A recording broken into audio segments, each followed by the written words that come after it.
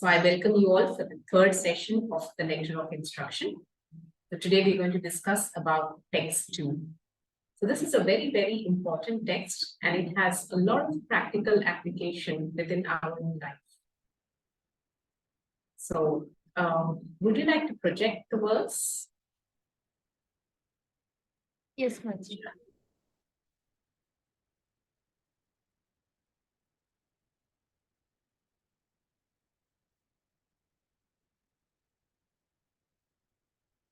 अत्याहार प्रयासश्च प्रजल्पो नियमाग्रह जनसंगश्च लौल्यं च षड्भिर्भक्तिर्विनश्यति.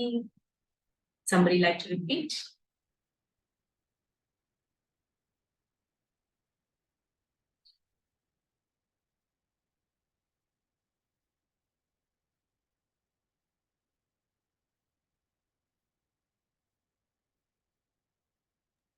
अत्याहार प्रयासश्च प्रजल्पो नियमाग्रह जनसंगश्च लौल्यं च षड्भिर्भक्तिर्विनश्यति. Translation.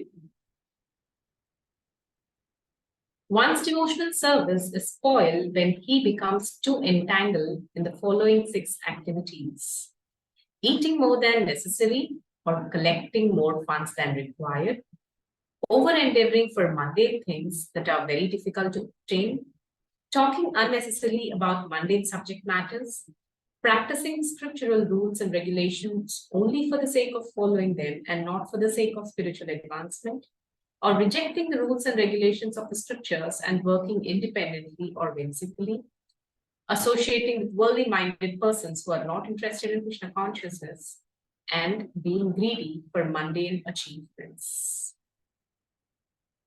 So these 6 are the activities that are bound to spoil one's devotional service.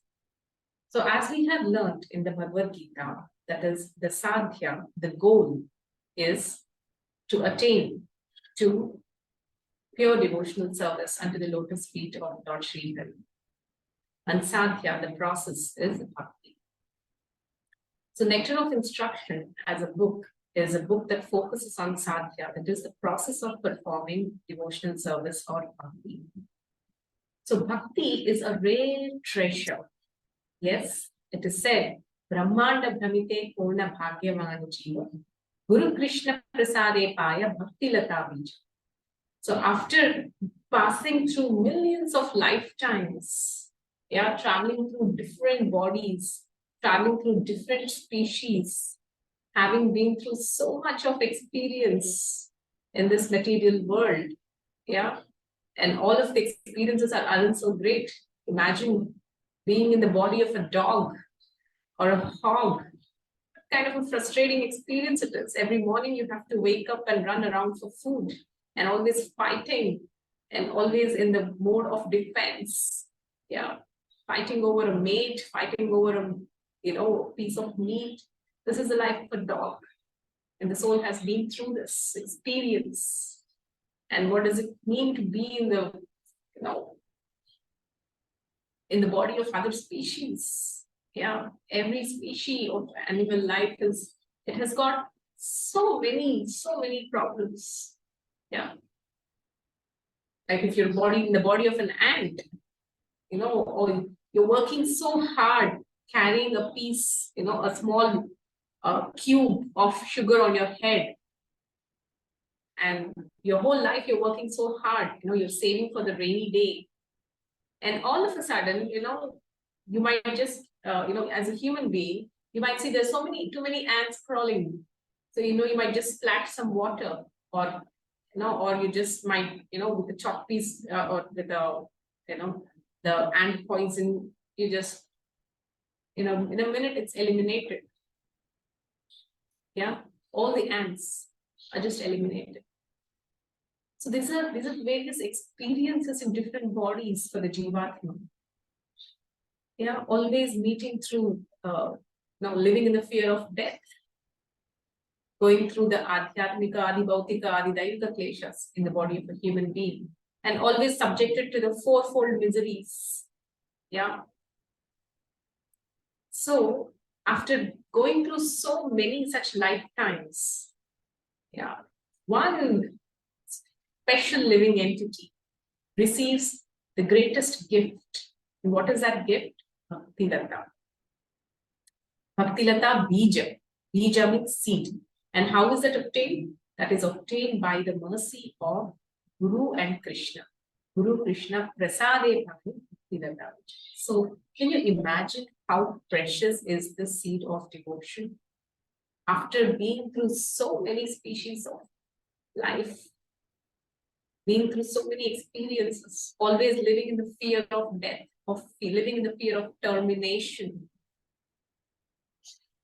Yeah, being so frustrated. We have received this rare opportunity to cross over the cycle of birth and death and go back to our eternal constitutional position, where life is eternal, full of knowledge and full of bliss. And what does that means? That means is bhakti. And that seed of bhakti has been gifted to us by the mercy of Guru and Krishna. This is the rarity of it. It is precious. It's rare. And having attained this, if we do not know the value of it, there is every chance that we mistake a precious stone for a broken piece of glass and just be careless about it and throw it away. Isn't that true? Kachartha vismrite ratna. Yeah. People consider sometimes in the precious harinam, which is equal to be a precious jewel, to be a piece of broken glass. Yeah, and that's the most unfortunate thing. So is bhakti. So Srila Rupa Goswami, they are Nana Shastra Vicharanaika Nipunau Sad Dharma Samsthapakau Lokanam Hitakarinau Tribhuvane Manyos Sharanyatara. Yeah, Lokanam Hitakarinau. They are just wishing the ultimate welfare of every living entity. Out of their compassion, they are taking the essence of all the Vedic literature and giving us in the form of nutshell instructions. Just follow these instructions, and this is sufficient for you to perfect your life and go back to Godhead. You don't have to do all the research and come to conclusion and actually follow it. No, in Kali Yuga, nobody has that much of time, and nobody has that much of lifetime also. I mean, lifespan. Prayena alpaisha sabhya kalau asmin yuge jana. Yeah, alpaisha. Kali Yuga living everything. You can see the general lifespan has been reducing. It isn't 100 years anymore. It's far from 100 years. Yeah. And they're also manda. They're not so intelligent spiritually, especially. Sumanda matayo, manda bhakya. They are less fortunate. So Srila Rupa Goswami and the Shad Goswamis, they have out for the ultimate welfare and benefit of the living entities, they have given us this nectar. And in this text too, Srila Rupa Goswami is telling us what are those 6 activities that actually spoil your devotional service. Yes. So you all have are fortunate that you have inclination for spiritual life. That is how you have registered for the Bhakti Shastri course. And you have been through the Bhagavad Gita and understood that bhakti is the ultimate process, the ultimate yoga, the yoga of love. The most easiest and sublime process to reunite with the Supreme Lord, the goal of our life. So while executing this process of bhakti, we all know what is the ultimate goal. Yeah, and we're all trying to head towards it. But while going towards that direction, we face many obstacles. And these obstacles come in the way of, there is a classified as the 6 activities. Shadvir Bhakti Pranashyati. The 6 activities which spoil devotions. So what are the 6? Atyahara. The first one that has been given by Rupa Goswami is Atyahara. So why are these 6 activities that are given, which actually spoil the process of bhakti? Because we as living entities are prone, we are very much prone to make the wrong choices in life. Yeah. As living entities, we are the marginal energies of the Lord. Marginal energy means there are three energies of the Supreme Lord. Please make a note. There is Antarangika Shakti, there is Tathastha Shakti, and there is Bahirangika Shakti. Antarangika Shakti is the internal energy. Bahirangika is the external energy. And living entity, that is each of us, belong to what is called Tatastha Shakti. That is, we are marginal potency of the Supreme Lord. So we, as a marginal potency, we have a choice of either living in the internal energy or taking shelter of the external energy. Just like there is a beach, right? And you're walking on the beach and there is water on one side and there is sand on the other side. Yeah. So you can be either in the water or in the sand, right? So one is, external, one is internal, and you are the marginal. And being the marginal energy, you always are given the free will. You're always given the free choice. We are what we are today because of the choices we have made in the past. Isn't that true? We are what we are today because of the choices we made in the past. And we will be whatever we will be in the future because of the choices we will make now. So there is a famous debate always, are we the makers of our destiny? Yeah, it is yes, true. So or how much control do we have over our destiny? Yes, of course.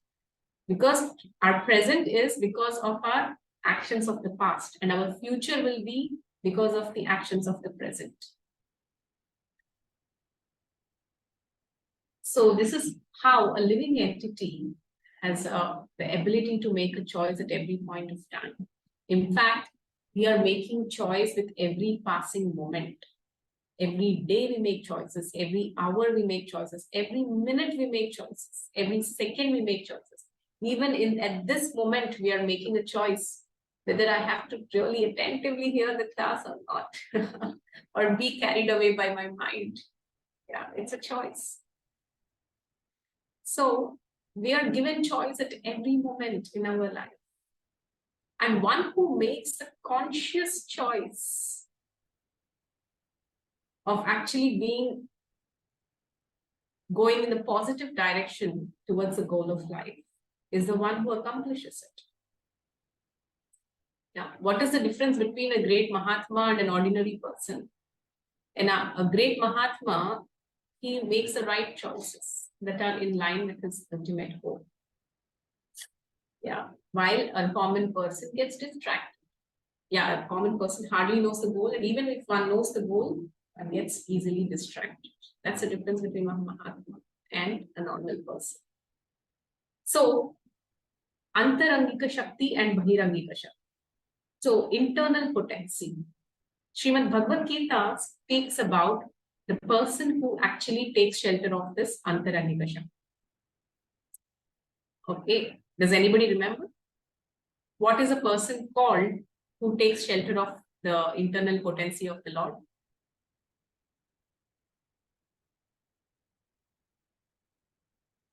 What is a person who takes shelter of the internal energy of the God, internal potency of the Lord called?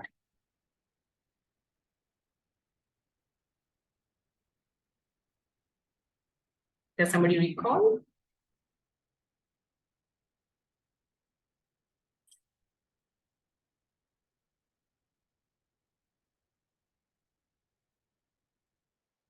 Mahatma. Yeah. Mahatmanastu mam partha daivim prakritim ashrita. Yeah, bhajanti ananya manaso jnatva bhutani avyayam. So, Guru, yeah, Mahatma is actually a person who takes shelter of the internal potency. In fact, in the entire Bhagavad Gita, this is one verse or this one word is an indirect reference to Srimati Radharani. Daivim Prakritim means Srimati Radharani herself. So, Krishna is telling a person who is Mahatma is that person who takes shelter of my internal potency. And what do these people do? Whoever takes shelter of the internal potency, they bhajante mam ananya manaso. So they're always glorifying the Supreme Lord. Bhajante mam ananya. How? By knowing Krishna to be the Supreme Person. While on the other hand, a person who takes shelter of the external energy is always busy in gratifying one's senses. In fact, these two people are classified as broad-minded and cripple-minded people. So cripple-minded people are what? They're always eye-centered. In fact, actually, the root cause of all the psychological diseases, after all the research, they have found to be self-centeredness, the I-ness, the eye-centeredness. What gives pleasure to my eyes? What gives pleasure to my nose? Yeah. What gives pleasure to my tongue? What gives pleasure to my ears? Yeah. What gives pleasure to the sense of my touch? A person is so self-absorbed. If a person is too self-absorbed, in fact, that is the root cause of all the psychological problems. And this is the result of many years of research in the field of psychology. Self-centeredness or self-absorption is the root of all the psychological problems. Yeah. Maybe depression or paranoia or, you name it, anxiety, stress, etc. Yeah. So much because of self-absorption, eye-centeredness. So these cripple-minded people are those who are always self-absorbed. On the other hand, the other half of people, who are the broad-minded people, they are more interested in how to please the senses of the Lord, not my own senses, but the senses of the Lord. Srila Prabhupada very interestingly gives a nice definition of the cripple-minded people. So there is what is called sense gratification. There is something called extended sense gratification. Sense gratification means how to gratify my own senses. Extended sense gratification means sometimes we see some people, they sacrifice gratifying their own senses to gratify the senses of their people. That is, my friends, my family, and under different names. Sometimes it takes the name of socialism, nationalism, or altruism, philanthropism, so many isms. Prabhupada says that all these isms are just extended form of sense gratification. They are also cripple-minded. Just that, instead of gratifying their senses, they're gratifying other senses. But who is a Mahatma or a broad-minded person? He knows how the art of gratifying the senses of the Supreme Lord. Krishikena Krishikesha Sevanam Bhakti Ruchyate. That is Bhakti. Bhakti means the art of knowing how to please the senses of Krishna. And this is exactly what it means to take shelter of Daivin Prakriti or the shelter of Srimati Radharani. What does it mean? One knows how to serve in a way that will please the Supreme Lord. Yeah, that will give pleasure some senses to the senses of Lord Govinda. And that is a Mahatma. So that is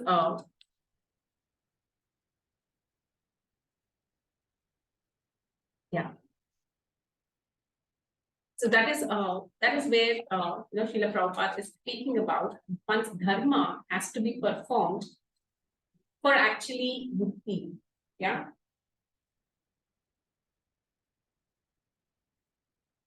So then, yeah. So one's dharma, has to be performed for liberation and not for the purpose of economic development or for sense gratification. There's this wonderful verse in the Bhagavatam. Yeah, dharmasya vargasya, dharmasya apavargasya. Yeah, dharma has to be performed for liberation. Apavarga means it's a kind of liberation. There is pavarga, which is the 5, ways of getting bound by this world. Apavarga means mukti. Yeah, dharmasya apavargasya natho nathasya kalpate. That is, one should perform dharma for the sake of liberation and not for gaining artha. Yeah. So, and one should not perform, with that whatever economic gain one gets, to utilize that in sense gratification, that is not the purpose. Yeah. So dharma has to be performed for liberation. This is a very little subtle concept to understand. I will explain it in simpler words. So basically, we all have a life to lead. Like we understood that the goal is bhakti, and that is to be attained by something called the process called simple living and high thinking. Yeah. You might have heard this word many a times, simple living and high thinking. So what is a simple living and high thinking? Yeah. Simple living and high thinking means utilize your sources, your resources and energy to as much as you need. Yeah. And not get into the zone of greed.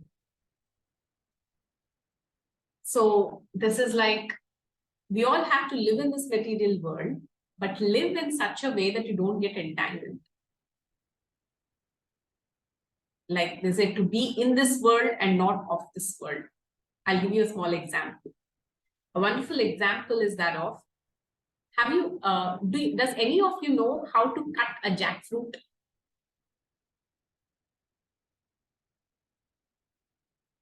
Yes, you can unmute yourself and answer.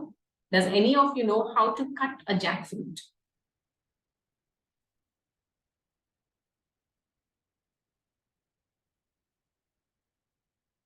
Yes.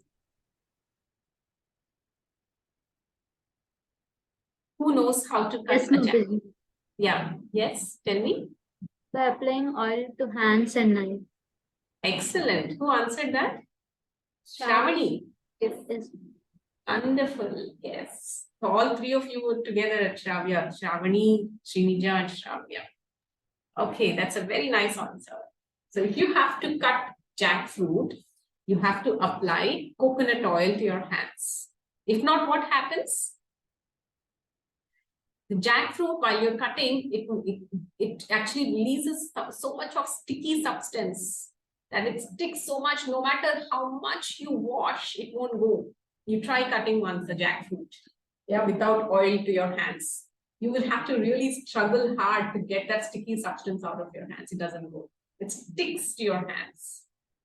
So if you're not to get, if your hands have to be clean and not get stuck with that sticky substance, apply oil. So similarly, living in this material world and not getting touched by it is an art. If not, what happens? Just like if you, with bare hands, you cut the jackfruit, you get, all that sticky substance sticks to your hands. Similarly, if you live in the material world without a shield, yeah, if you live without awareness of your purpose, without the shield of jnana, then just like all this sticky substance is sticking to your hands, you'll get stuck in this material world. Like how sometimes you say shleshmanlo, but padina ega. Sometimes you see a fly getting stuck in the phlegm. Sometimes when you have that real bad cold, and when almost when you're recovering, you produce phlegm that is very thick, right? And sometimes you spit it out. And sometimes a fly comes and sits on the phlegm, and it gets stuck in that phlegm. Okay, how many of you have seen this? A fly getting stuck in the phlegm. Yeah. So it's the legs and the wings, they get stuck because of the sticky substance in the phlegm. It can no longer fly. So one should not live in a material world in a way that the complexities of the material world bind us, right? We should live in this material world intelligently enough, and what is called, we should plan our escape in a very smart way. It requires smartness, it requires intelligence. If not, we will be stuck here forever. Yeah, just like the fly stuck in the phlegm. So what is intelligence? The intelligence is, we have to live in this material world. So today I understood that this is not a material world. Okay, it's not the place for gentlemen. I belong to the spiritual world. I understood it, but it doesn't mean that, outside your apartments, the Royal Airways back to Goloka are coming and waiting for you. No, you have to do your hard work to go there. And you have a life to live, and you have to live in this material world. And it's an art to live in this material world without getting stuck. Just like cutting the jackfruit by applying oil to your hands. Okay, and exactly next of instruction explains us how to apply this oil to your hands. The first thing that you should avoid is atyahara. Atyahara means over-endeavoring.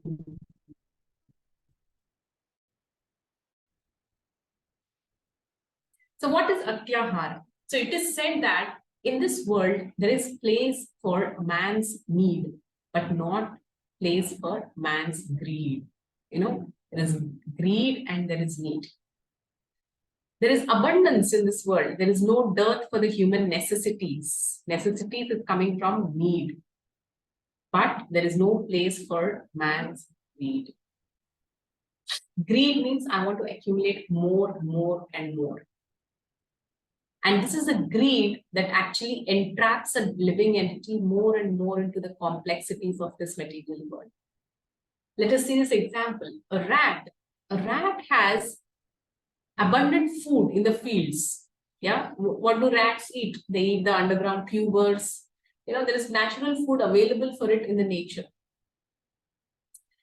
But sometimes, if a granary is infested by rats, or if the field is also infested by rats, what does the farmer do? He mixes, jaggery in rat poison, and he keeps aside.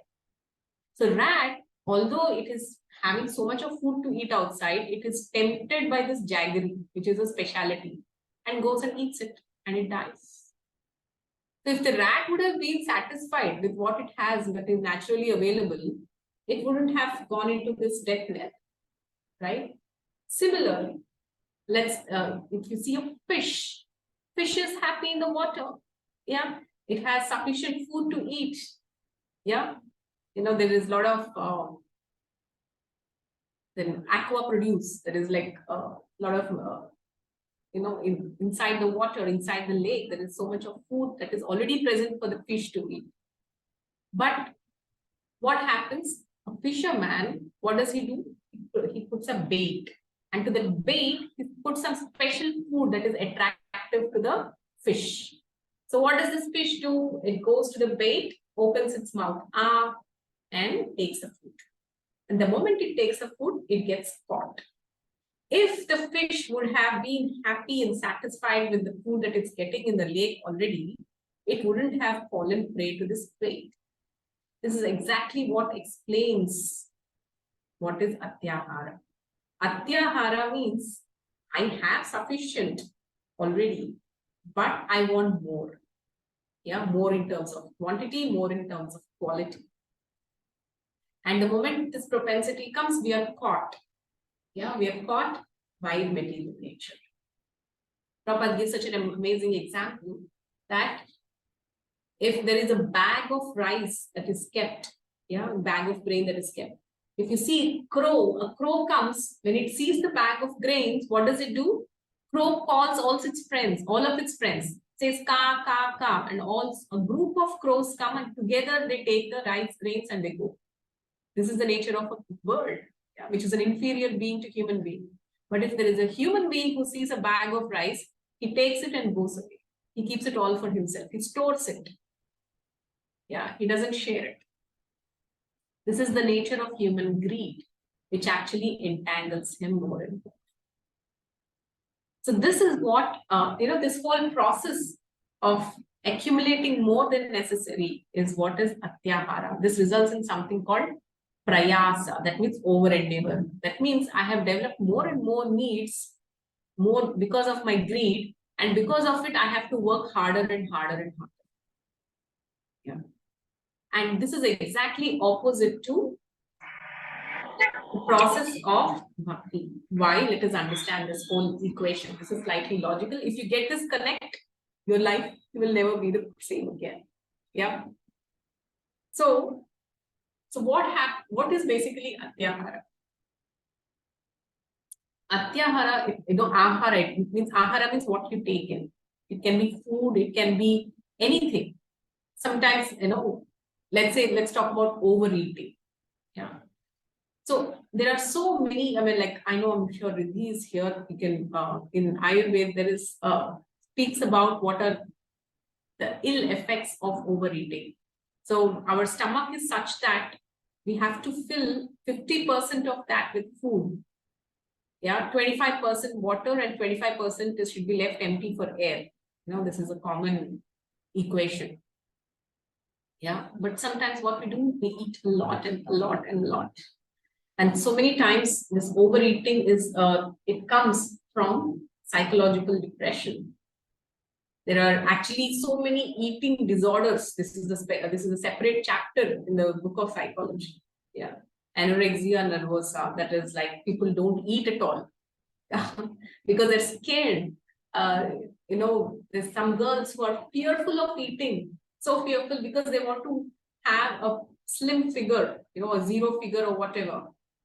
Yeah, and they do excessive dieting to get into that shape. Yeah, so that is, and because of that, they reach a stage when they start actually fearing food, and this phenomenon is called, anorexia nervosa. Yeah, they stop eating. In fact, even if they eat, even if they eat out of temptation, they actually go and they vomit it out. Yeah. And because of which they develop ulcers, whatnot, so many complications. So this anorexia nervosa, then bulimia, so all these are eating disorders, and all of them have their root in psychological imbalance. And there are the other extreme is binge eating. That is, people, if they're hurt or if they're depressed or they're feeling low in life, they binge. Binge means they just eat a lot, very high calorie food. Yeah, high calorie food. There is like excessive sugar, which have, like the thick milkshakes, or too much of chocolate, too sweet, or and we understand what is high calorie food, right? So this is simply to overcome their feelings of loneliness or feeling depressed. So that leads to obesity and so many health issues that arise out of it. Yeah, and even sometimes we as a practitioner of devotional service, if a person gets too used to eating opulent food and too often, that is not conducive, because the tongue starts demanding more and more. The tongue is no longer happy with a simple gulab jamun. It wants, baklava, or it wants, a very, a frosty dessert with the nuts or topping, with toppings of nuts and honey, and, very elegant and exquisite. The tongue gets too pampered and wants, lofty and very, very specific ways to gratify that tongue, the 2x4-inch muscle, which is ever demanding. Yeah, so one should not pamper the senses too much. Why? It is because it's the simple reason. If you have to get out of the material world, one should learn to live a simple life, simple living and high thinking, because this is what is conducive to the practice of bhakti. The more we complicate it by pampering our senses, the more we are entangled, because the more, the senses are that, also considered shameless. The more you give them, the more they want. And the more they want, atyahara leads to prayasa. Prayasa means over endeavor. We have to work hard. Today, like for example, for me, definition of happiness, let's say, is a small building. Let's say a 3 BHK or a duplex. This is my definition of simple living. In fact, Prabhupada gives an amazing definition of simple living. Any man can have a piece of land to live. Okay, these days, all glories to real estate. A piece of land in the city is not so easy, but a piece of land, in a city, in a village, it's not a big thing to achieve, right? So Prabhupada says just to have your own piece of land and a cow, and whatever piece of land you're living in, produce your own vegetables. Yeah, grow your own vegetables and drink that milk of the cow, and that's sufficient for you. Yeah, you don't, and this is actually the true sustainable economy. But unfortunately, people are flooded with so many artificial demands of food, artificial demands of clothing, artificial demands of living. Like people say, when you just go and see how, the way the whole real estate business is running in cities. My God, you cannot afford a house actually in the middle of the city. What to speak of, uh, uh, you can't afford an apartment. What to speak of a house? What to speak of a piece of land? There's so much going on in the name of land mafia. Yeah, but all that a human being needs is simply a piece of land to live and cow. This is what Prabhupada says. This is what is called spiritual economics. And if everybody is satisfied, it is very satisfying to actually live this way. The more you live in passion, the more, senses are demanding more. Like, for example, if you start living in a posh, hyper posh flats, apartments in the city, let's say. So today, you're living in, I keep seeing people who are living there, they keep changing their furniture very often. Within a year or two, they start getting a new reclined sofa, and new curtains and, new interiors, and they're always revamping time and again. Why? Because when you're in the passionate city, you're always looking for more and more comforts, more and more ways of actually, buying things which are actually not needed. Yeah, try to examine the lifestyle of people living within the city and people who are living a simple life, who are leading a simple life in the village. There's so much of difference. There's so much of accumulation being a city dweller. So what happens is when so much of greed develops, then we tend to expend so much of energy in fulfilling those artificial needs. Yeah, I don't know if you've heard of something called compulsive shopping. What is compulsive shopping? I don't have a need for it, but then I still just go and shop just because everybody else is shopping, or just because I have money. These days, paying money has become so easy. You just have to take a mobile and just click and the money is paid. You don't even feel the pinch of, having given away something from your earning. It's a very a subtle experience. When you have to pay through the notes, we are more cautious of how much we are paying. But when you're paying through the mobile, it's just clicking of some digits. You tend to be more at ease while giving or paying even more. Yeah, because just digits here and there. So so more and more you develop these artificial needs and greed. The greed develops, and to fulfill that greed, you have to endeavor so much. See, for me, it is easy to just buy a piece of land in the outskirts of the city and be happy there. But if I have to buy a house within the city, I have to invest 5 crores. From where will I get 5 crores? I have to endeavor. I have to start working for it. Prayasa. So atyahara leads to prayasa. That is, if I want more and more, I have to endeavor more and more. So these two are interrelated. And what happens when you endeavor more and more? We have no time for spiritual life. That's why people start complaining. No, I don't have time for my chanting. I don't have time for book reading, or I don't have time for this. Or even if I have time, I'm distracted. I don't have taste for it. Why? Because the mind is being occupied in unnecessary things. because of this over-accumulation, over-accumulation, compulsive shopping, overeating. So all these are things which destroy, these are the activities, Shadbir Bhakti Pranashit. Because of this, devotional service is lost. And third, I will end here. Today, I'll be ending the session a little faster. So, yeah. And the third one is Prajalpa. Yeah, Atyahara, Prayasa, Prajalpa. Today we will discuss these three, and the next session we will discuss the remaining three. Yeah, Niyamagraha, Janasandascha, Laulyam. All these three we'll discuss in the next section.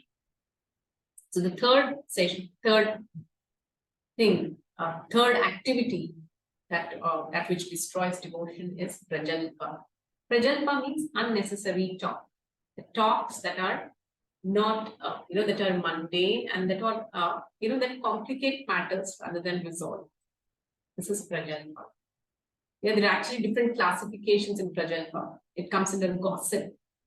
Yeah, gossiping about other devotees or blaspheming devotees. Sometimes in these days, there is so much of information on the internet which is made spicy just so that the number of views increase.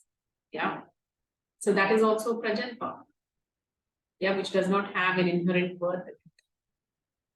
So one has to carefully guard oneself against all these three items in order to protect the Bhakti Lata that has been given to us, that has been gifted to us by the mercy of the spiritual master and by Supreme Lord Krishna himself.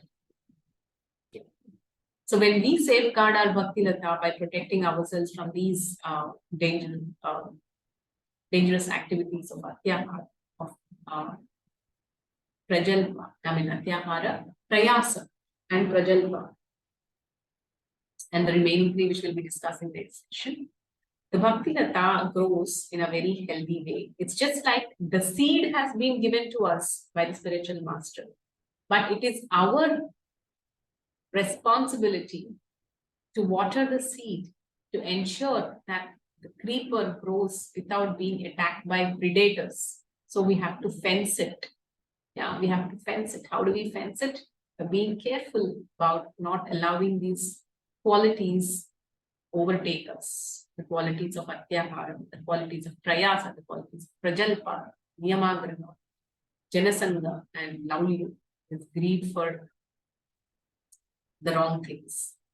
So when we safeguard this Bhakti Lata, when we protect it from predators, then it grows in a healthy way, and soon it grows and grows to produce and to bear the ultimate fruit of Prema Bhakti, which is the goal of all our devotional service.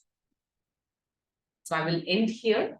So in your personal application, please note as to how you would avoid Atyahara, Prayasa, and Prajalpa.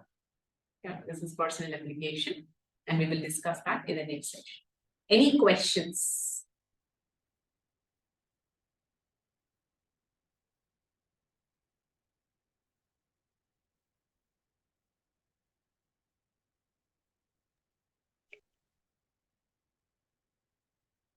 Yes, I will take one question today. Yeah.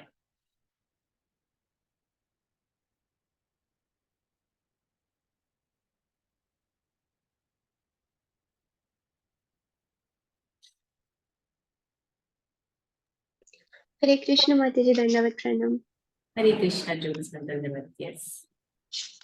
Mataji, as per the psychological research, and it is common, the root cause of all the psychological issues is self-centeredness. And these days it's so common that people are self-absorbed. And how can we actually come from this zone and cultivate selflessness, Mataji? Yeah. So that's a good question. So how to come out of self-absorption? So the whole process of bhakti itself is, coming out of self-absorption, to replace I with K. Yeah, to replace I, that is me, with K, that is Krishna. That is the process of bhakti. And that is actually what is yoga also. Yeah. So Again, as I said, it's a journey. But then it starts with small acts. Yeah, small acts of coming out of that self-centeredness is to start be in the mode of giving rather than being in the mode of taking. Yeah, it is said that there is a lot of joy. There is greater joy in giving than in receiving. So experience the joy of giving. Like some people have this natural feeling of, like, especially it is said bhakti is it's a small pot of nectar, but it's a magical pot. Why is it magical? Because the more you share it, the more it multiplies, the more it gets filled again and again. That's why it's called the magical pot. So whatever you have received, try to share it. The more we are sharing, the more we are in the mood of giving, the more we are caring for others, especially for the other's soul. Yeah, it helps us come out of self-absorption. So the more we're stuck in the in the platform of taking and taking and taking, either from parents or either from mentors or for any that matter. We'll never grow. Yeah, we begin to grow when we start giving. And actually, and giving is genuinely, truly more joyful. That is why some people who are giving, sometimes they don't even bother about their own selves. Yeah. Why? Because inherent to the process of giving is a genuine joy they experience. Yeah. And sometimes you go and ask somebody, what do you like more? Do you like to eat prasadam more, or do you like to serve prasadam? Till now, whoever I have asked, people have said that we like to serve prasadam more. It gives us more satisfaction. Yeah, than sitting and eating. So especially one more thing is if you do any kind of community service, is actually very see, sometimes in the name of Krishna consciousness, oftentimes we might get into a group of a personal self-study, and we do a lot of reading and studying and doing a lot of personal sadhana. That is very important, that is pivotal. But also, in addition to the personal sadhana that we do, it is also important to go and do some community service. Yeah, community service means just simply go to a temple and just serve prasadam. Voluntary service. Or if there is any festival like Rath Yatra is coming, simply go and distribute some books. And that is a service so dear to Srila Prabhupada.